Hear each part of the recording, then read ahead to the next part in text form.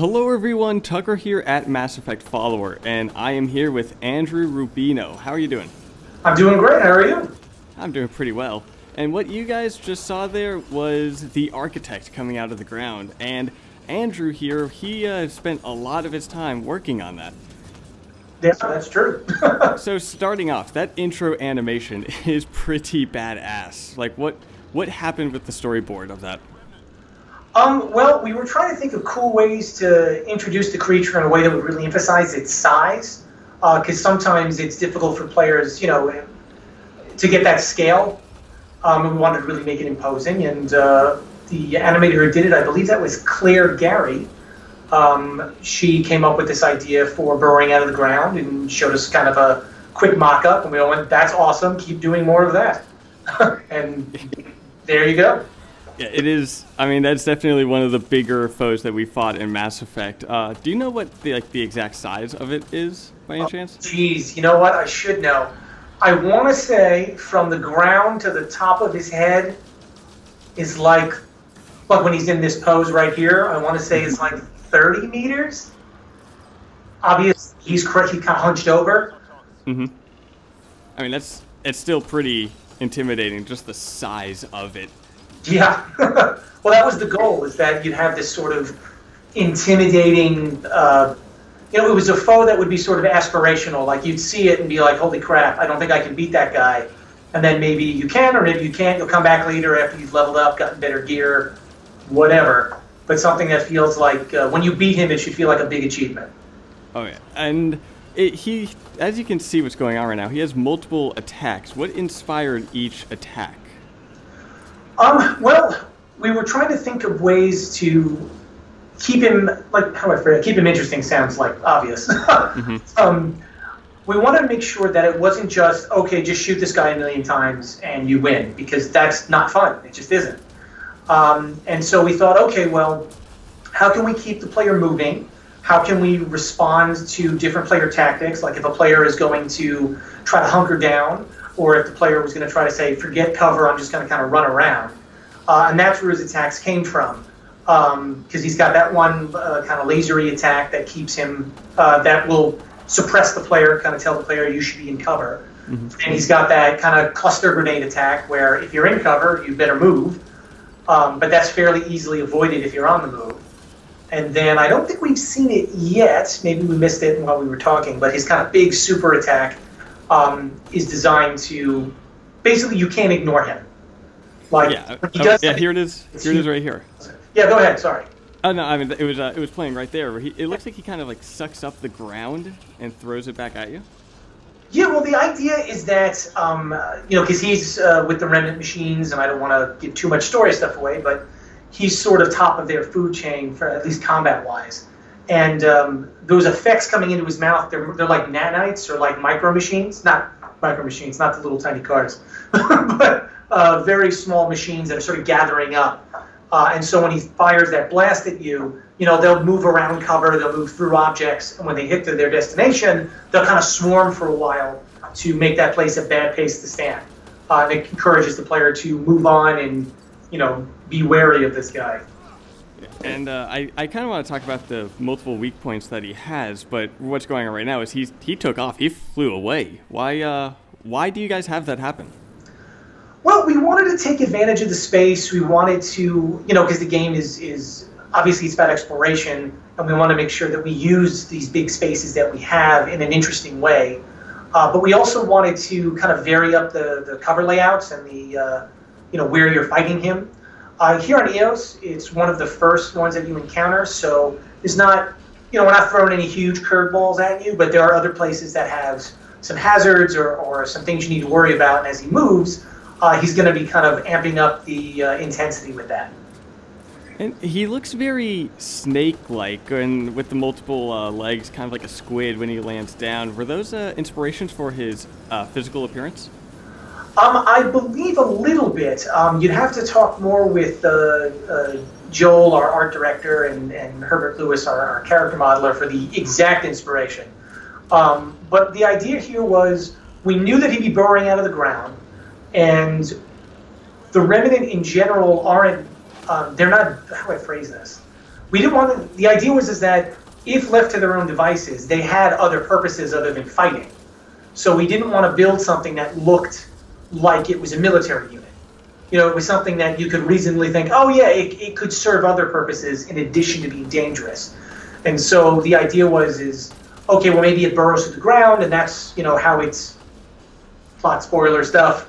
And also don't spoil much. Oh, I can't and I won't. But I think another goal was to try to make it just not look like a big robot, something more unusual, and giving it some kind of organic feel. I always said with all the Remnant that if we hit this kind of uncanny, weird place, that would be good. Like clearly machines, but they move in a way that's organic, and that could be very kind of off-putting or just odd. Particularly when you compare them to, say, the Geth from previous games, which were very humanoid. We wanted to have a robot race that felt very different from them. And he was sort of, again, the top of the food chain. We don't want him to feel like a Geth. We don't want him to feel like a Reaper. We want him to feel like his own thing. And that's where a lot of this came from. And, I mean, as a mini-boss kind of guy, obviously he has to have some weak points to know where to hit, but why the legs and why the mouth? That's a great question, because it comes down to sort of how the game is controlled. If you notice, when you're just fighting normal enemies, his legs are firmly in your kind of normal field of view, and his head kind of isn't. So, for example, if we said, okay, you just have to shoot him in the head, well, that means you're constantly looking up, which can be awkward. And so we said, okay, well, if the player's going to be fighting other enemies when these weak points can be open, what we need to make sure they're low enough to the ground that the player can actually tell what the heck's going on. Otherwise, you know, it gets confusing. And just because it's, you know, it can be awkward to constantly moving around while looking up.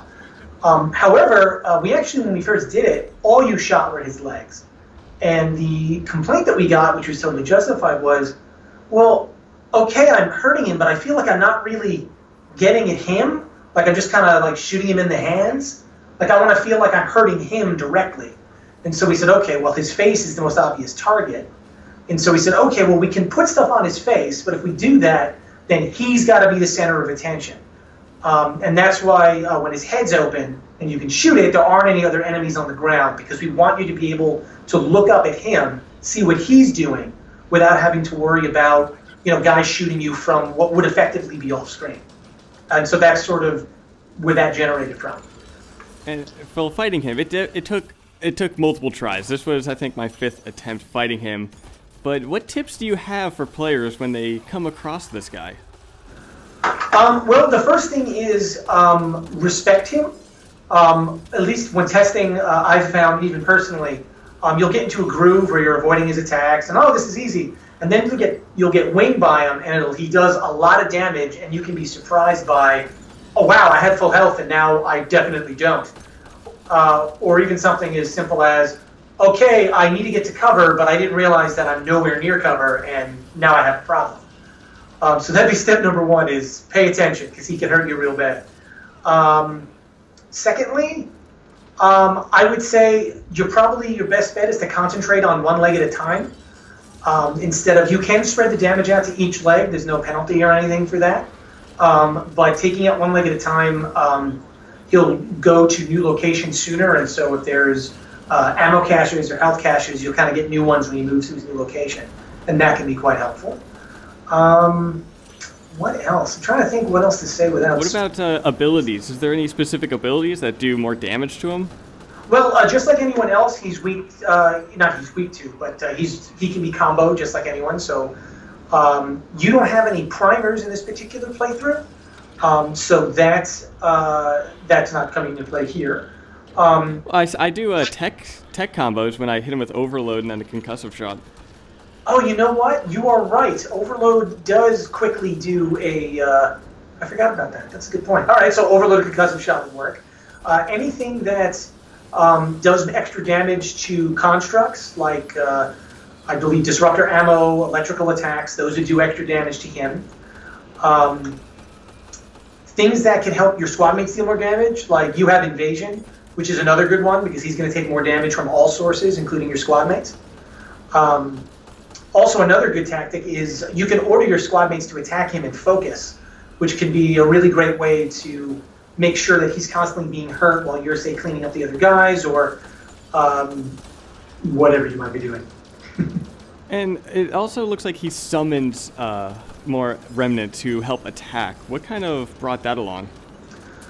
Well, we didn't want him, again, to feel like just a bullet sponge. And if you just fight him the entire time, it ends up feeling like either we toned his health down and he felt like, well, okay, I don't feel like I'm shooting him forever, but it's kind of getting old.